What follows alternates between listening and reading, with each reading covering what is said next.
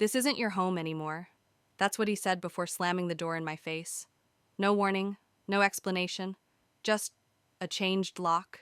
I stood there on the porch I painted, holding groceries I paid for, like a stranger in the house I helped build.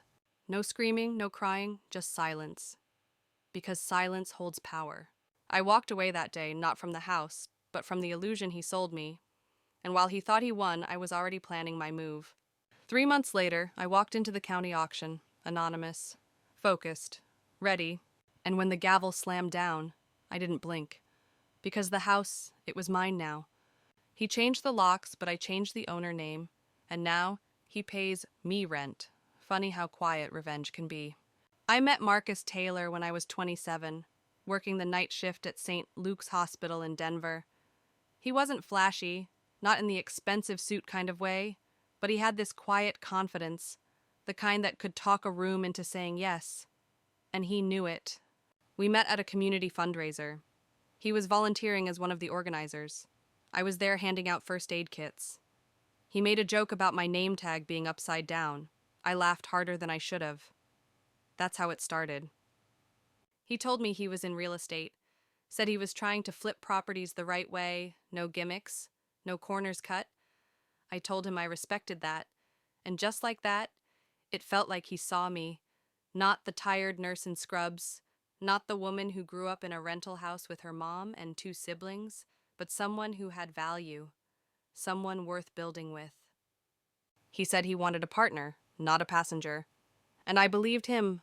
The house on Wabash Street was his project. That's what he called it. The bones were good, he said, but it needed love. So I gave it love. On weekends, I'd show up with paint rollers and plastic tarps.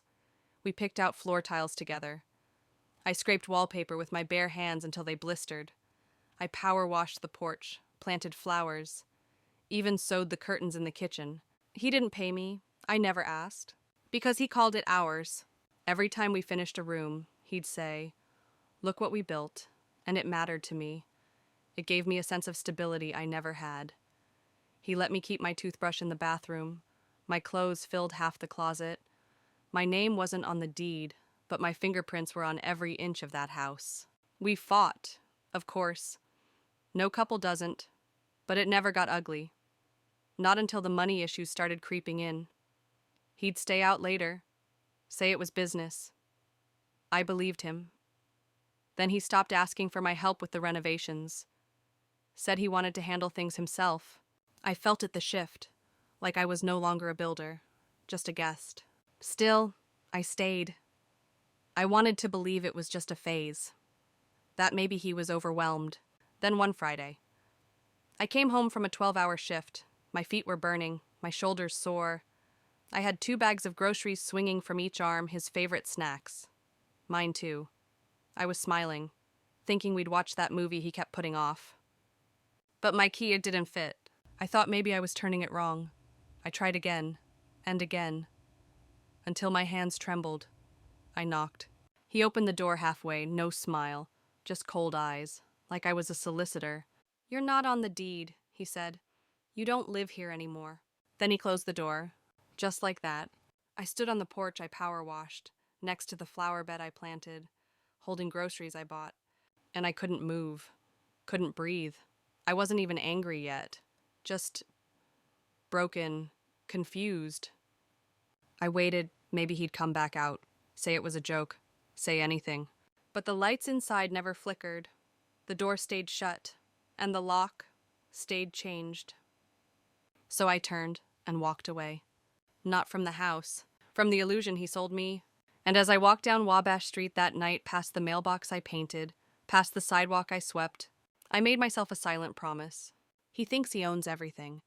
Then let's see how he handles losing it all. I didn't go back to the house, not even once. I didn't text him, didn't call, didn't even ask for my clothes. Everything I owned could be replaced, but my dignity, that had to be rebuilt piece by quiet piece. For a week, I crashed on a friend's couch. Talia, bless her soul, didn't ask questions. She just handed me a blanket, a mug of tea, and said, "Whatever he did, he doesn't deserve you." The next morning, I sat in silence at the kitchen table while she packed lunches for her 2 kids. I stared at the steam rising from my coffee and wondered how many warning signs I'd ignored, how many times I'd chosen belief over instinct. But self-pity has a short shelf life when you've been humiliated that thoroughly. At some point, rage takes over. Not the kind you scream, the kind you sharpen.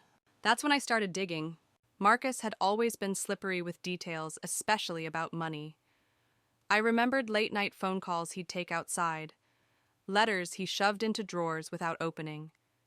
That one time he claimed someone hacked his email and missed a payment. I wanted to believe it back then, but now I saw the cracks for what they were. So I did what he never thought I would. I became strategic. I requested property records from the Denver County Clerk's office. It took 1 visit and 3 minutes to confirm what I feared and what thrilled me. His house, was in pre-foreclosure. He hadn't paid property taxes in nearly 18 months. There was a lien from a private lender. And worse, the house had just been scheduled for auction. I read that document 5 times. Auction scheduled, 30 days, county sale, open bidding. My hands trembled. Not from fear, no, from restraint. He locked me out. He left me homeless, but the universe. It was offering me a second key. I closed the file and walked out of that government building with one goal: buy that house. Not to move back in, not to reclaim some broken dream, but to win, to remind him who he underestimated. I took on 2 jobs, extra night shifts at the hospital and weekend bartending at a rooftop lounge. I sold the jewelry he gave me, pawned my designer scrubs, and dipped into the emergency fund I'd saved for nursing school advancement. Everything went toward a single cause. Power, silent, legal, irreversible power. During the day, I studied auction procedures, reached out to a friend of a friend who specialized in distressed property bids. He offered one golden piece of advice: don't bid emotionally, bid like a stranger. I nodded. I could do that. In fact, I'd been practicing detachment since the night Marcus threw me out like garbage. The weeks passed like molasses and lightning. I didn't sleep much. I didn't talk much. But I watched, waited. Talia kept asking if I was okay. I'd just smile.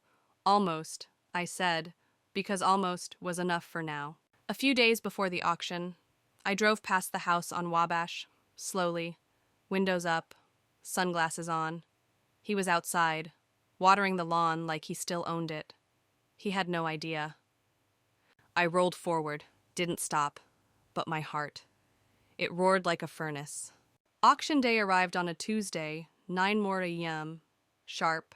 I showed up 30 minutes early in a hoodie, jeans, and a baseball cap. No makeup, no perfume, just shadows. The room buzzed with investors, a few flippers, and some first-time homebuyers.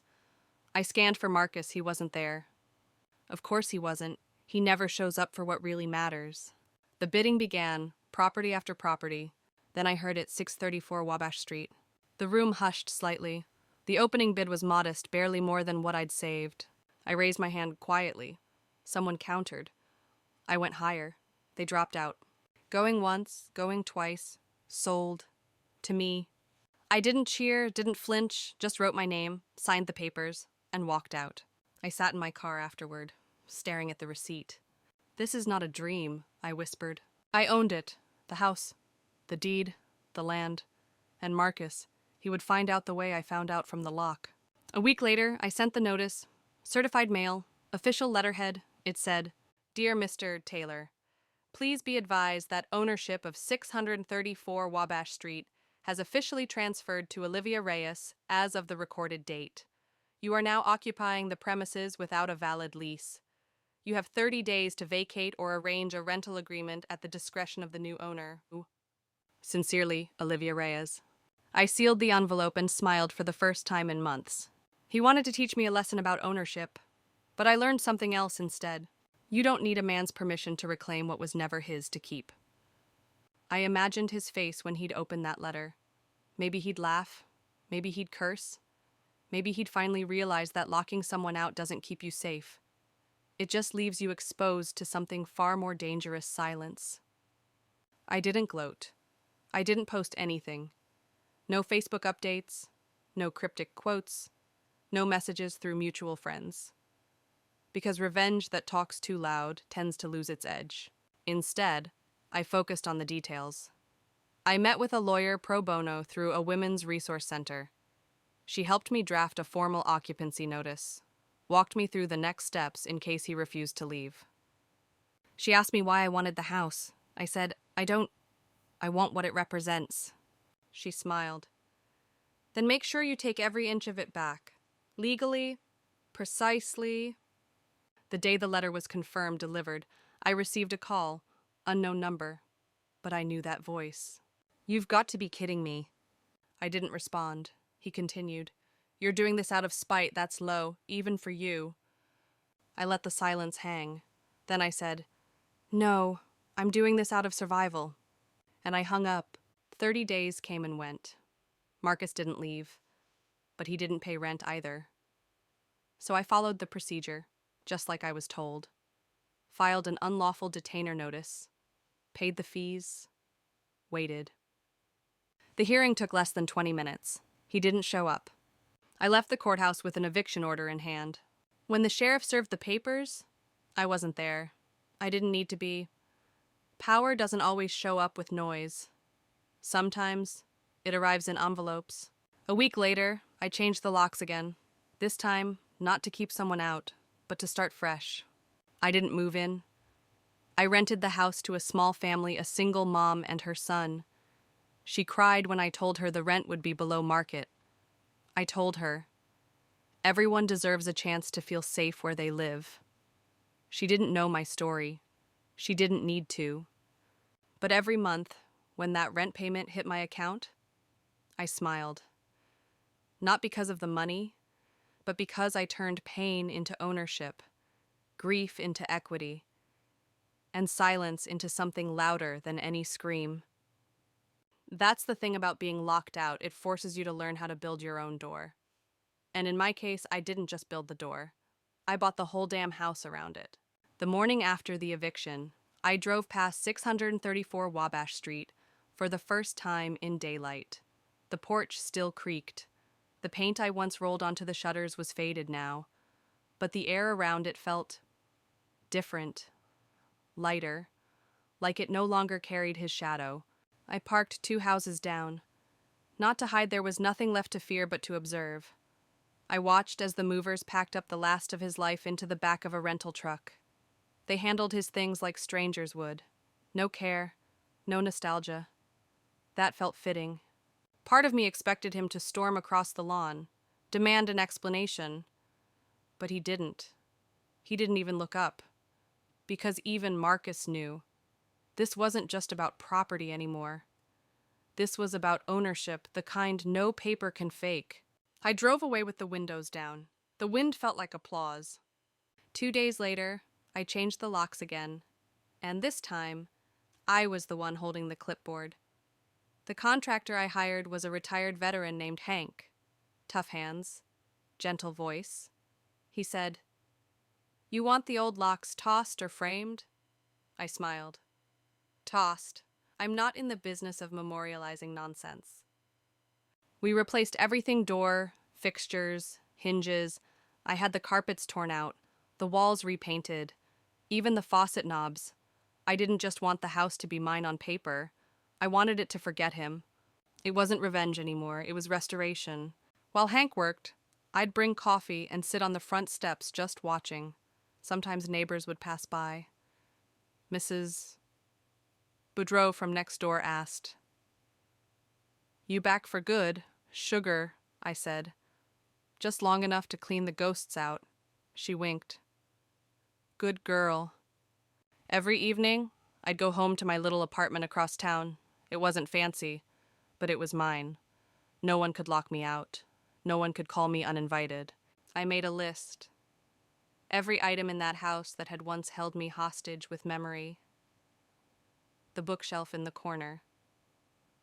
The crack in the kitchen tile we argued about but never fixed. The mirror in the hallway where I once saw myself disappear. One by one, I replaced them, not out of spite, out of rebirth. Then came the question, what now? I didn't want to live there. Too many echoes. but I also didn't want to sell it not yet. So I walked through the halls, slowly, and asked the house itself what it wanted to become. And the answer came quietly, in the way hope always does. Give it to someone who needs it more. I found her through a housing support nonprofit. Her name was Dara, single mother, 2 kids, escaping something she didn't explain. She didn't have much credit, but she had 2 jobs and tired eyes that reminded me of my own. She said, "I can't afford more than this number," and I said, "Done." When I handed her the keys, she cried, not loud tears, just the kind that fall before someone even realizes they've started. Her little boy clung to her leg and asked, "Do I get my own room now?" She looked at me, and I said, "Yes, you do."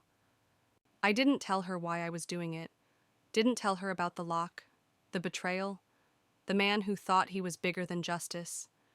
She didn't need to know. All she needed to know was that the door now opened. For her. That night, I drove home and pulled over on the side of the road. I cried. Not because I was sad, but because letting go finally felt like freedom. Marcus did try to call once more. Blocked number, voicemail I never listened to. What would he even say? "Sorry I threw you out of your own life. Sorry I thought the title deed made me king. Sorry I forgot that builders always outlast destroyers." Whatever it was, it didn't matter. The house was no longer his. The story was no longer his. And me, I was no longer the woman who begged to be let in. I was the one holding the keys. To the door. To the silence. To the ending and the beginning. And I swear, when I drove past 634 Wabash one last time, just to see the curtains moving and the porch light on it looked happier, as if even the walls had exhaled. Funny what happens when the right person finally has the keys. I thought I was done with that chapter. I thought silence would be the period at the end of the sentence. But life has a way of circling back, testing your peace, pressing into the scar to see if it still aches. 2 weeks after Dara moved in, I got a letter in the mail, handwritten, no return address. Inside, folded into thirds like some broken origami, was a check from Marcus, made out to me, memo line for damages. You were right. I stared at it for a long time. It wasn't the money, it was small, almost insulting. But the sentence, that was new. Marcus had never once admitted fault, never once offered anything except control or silence.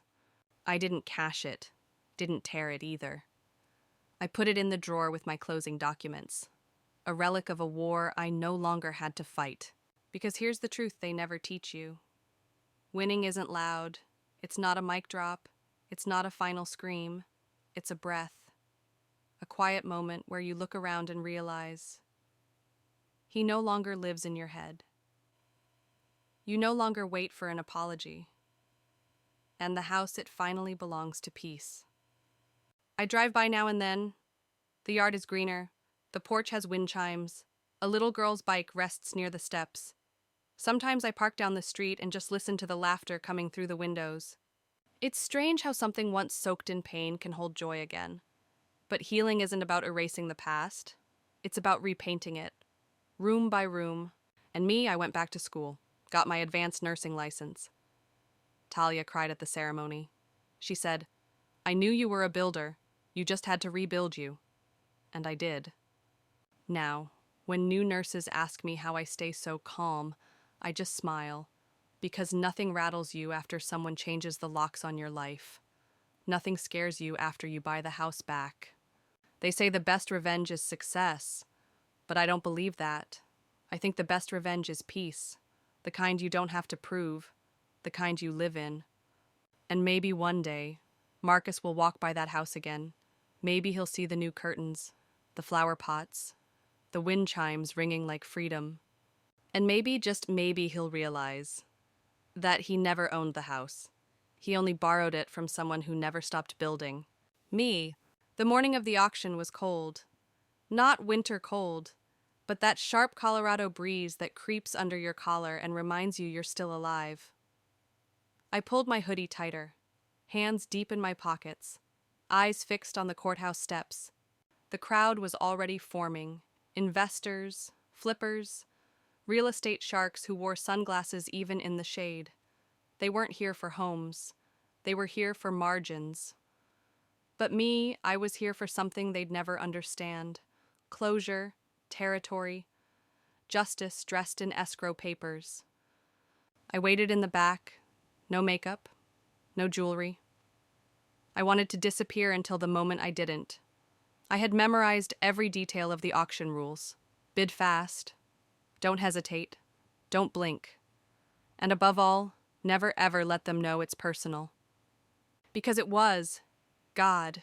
It was. But in that room, emotions are liabilities. You bleed sentiment, and they'll smell it. Bid against you out of principle. So I put on silence like armor, and I waited. The auctioneer's voice echoed through the chamber. Lot by lot, property by property, each address a story, each gavel a punctuation mark. Then it came. Next up, 634 Wabash Street, Denver County. My heart pounded. That address used to feel like home. Now it was just a battlefield. Opening bid was low because Marcus had racked up debt like it was sport. No reserve, no floor, just a falling house waiting for someone to catch it. And I would, not to live in it, but to own the story. I raised my hand, quiet, precise. Another bidder jumped in, then another. My pulse stayed steady. I nodded, matched, outpaced. One by one, they dropped. No one knew me. No one knew how personal this was. To them, I was just another ghost with a checkbook. But I wasn't bidding with money. I was bidding with every insult. Every night on a friend's couch. Every locked door. Every shut window. Sold! The word cracked through the air like thunder. The gavel hit the wood. And suddenly, it was mine. Not just the house, the power, the rewrite. I signed the documents with a hand steadier than I expected. The clerk looked at me. Young guy. Barely legal drinking age. He said, "Congratulations. First buy." I smiled. "No. First, take back." 2 weeks later, the title deed arrived in the mail. I sat with it in my lap, staring at my name in bold letters. Olivia Reyes, owner. It didn't feel like revenge. It felt like restoration. But justice isn't quiet for long, because 3 days later, Marcus came knocking, not at my door but the new tenant's. Apparently, he hadn't updated his mailing address. Or maybe he just didn't believe the papers were real. He showed up with bags, like nothing had changed. Dara called me. She was scared.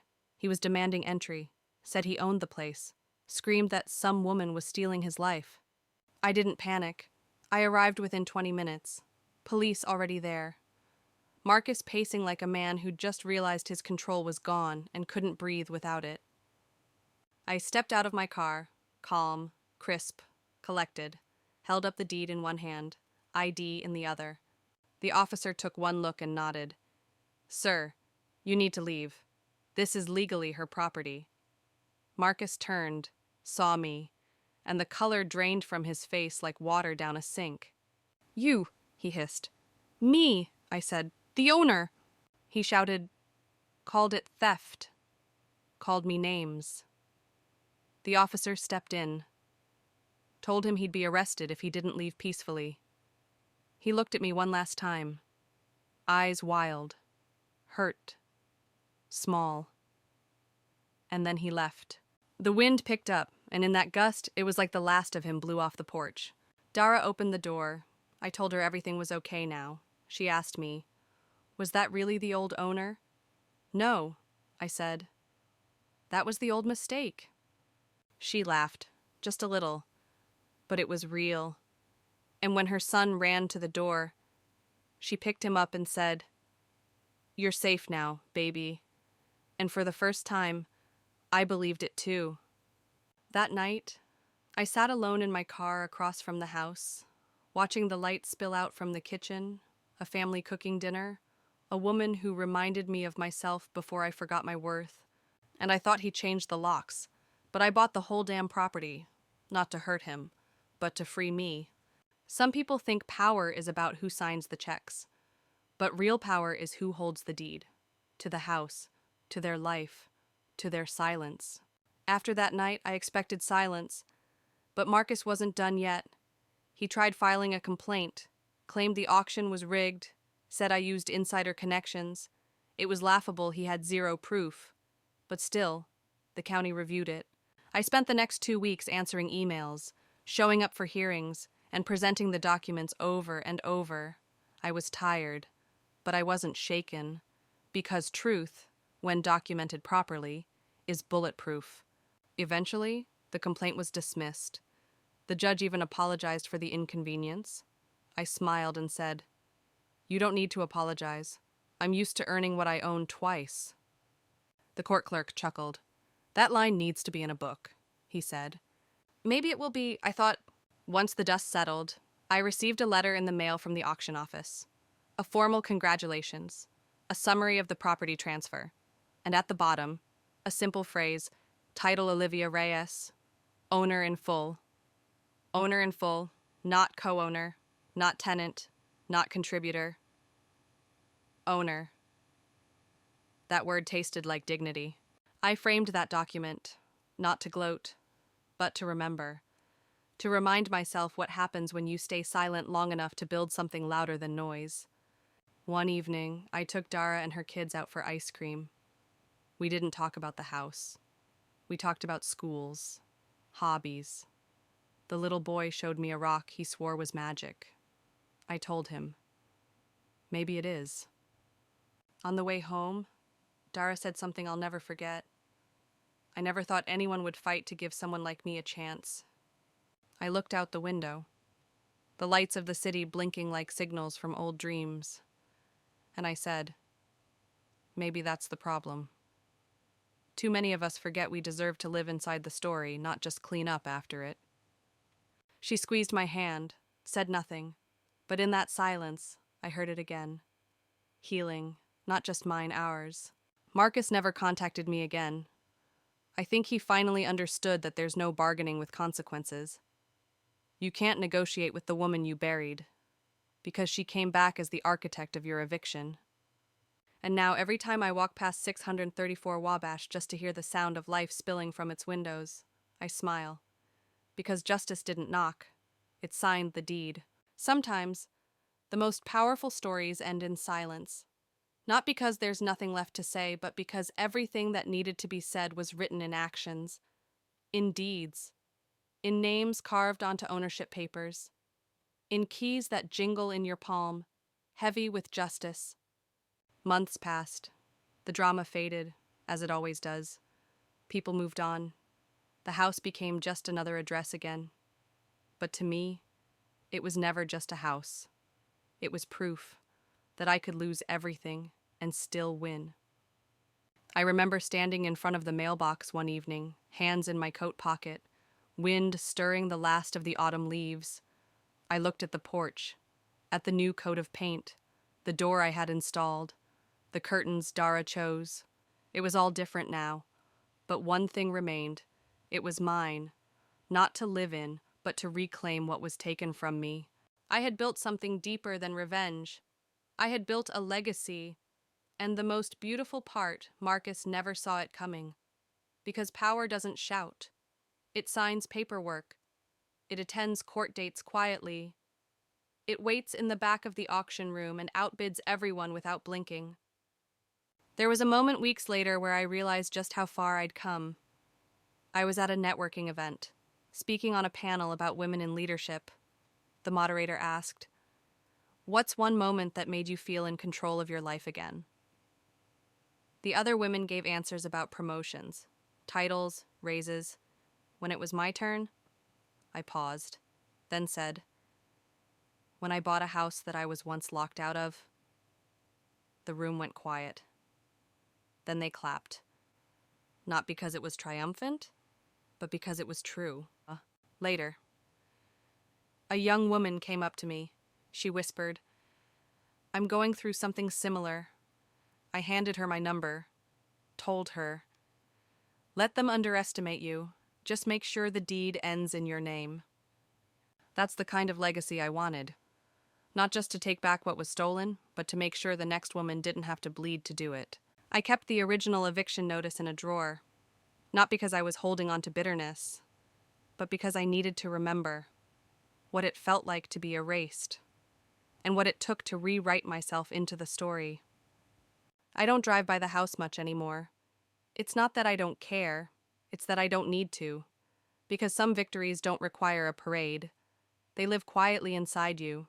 They show up every time someone tries to doubt you and you don't even flinch. People still ask me what happened to Marcus.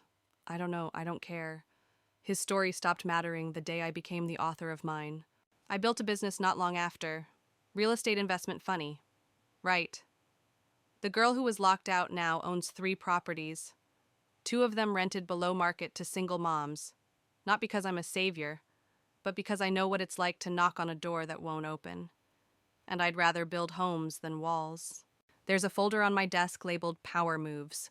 Inside are the deeds, the receipts, the eviction order, the auction papers, and a photo of me.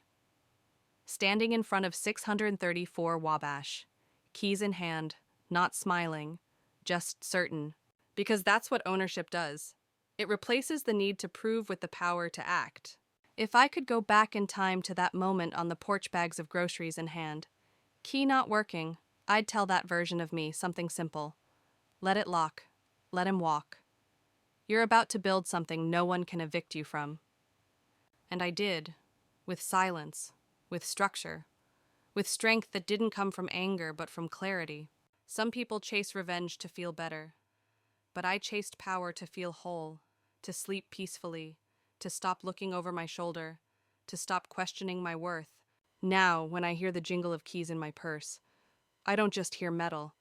I hear the sound of doors I built, of thresholds I crossed, of freedom. Because in the end, he changed the locks. But I changed the narrative. And the most poetic part of all, I own the keys now. A few weeks after the panel, I got invited to speak at a high school career day. At first, I hesitated. I wasn't sure if teenagers cared about deeds and evictions. But then I thought about that younger version of me, the one who believed that kindness was enough, that loyalty would protect her. She needed to hear it. So I went. I wore a simple blazer, clean jeans, no power moves, just presence. I told them a story, not about court filings or auctions, but about what happens when you lose everything you thought made you valuable, and then realize your value never came from those things to begin with. After I finished, a girl in the front row raised her hand. She asked, "How did you know you were strong enough to win?" I didn't answer right away. Then I said, "I didn't. I just kept walking forward anyway." That's the part no one writes in the books. Revenge isn't one big swing, it's thousands of small steps, past shame, past fear, past the voice that says maybe you're just not the kind of person who wins. But I am, and so is she, and so are you. I've stopped needing to tell the story aloud as often, because I no longer live in that chapter. But every once in a while, I open that folder, I hold the deed in my hands, and I remember that justice doesn't always wear armor. Sometimes, she wears lipstick and drives herself to the auction. I've learned that what you build in the dark often becomes the foundation of your light. That a woman with a plan doesn't need a spotlight. She just needs silence long enough to finish what she started. They tried to lock me out, but I walked through another door. One I bought, one I earned, one no man could slam shut again. And I didn't just survive. I didn't just come back. I leveled up, quietly, legally, permanently. Later that night, I walked through my apartment, every light off, just moonlight on the hardwood floor. I sat down and stared at the window, and I thought about every version of me that had to be broken before this one could be built. The girl who said yes too quickly, the woman who painted walls for free while he smiled, the nurse who came home with groceries and no door to walk through. I honored her, because she kept going. She didn't fall apart when the world turned cold. She adapted.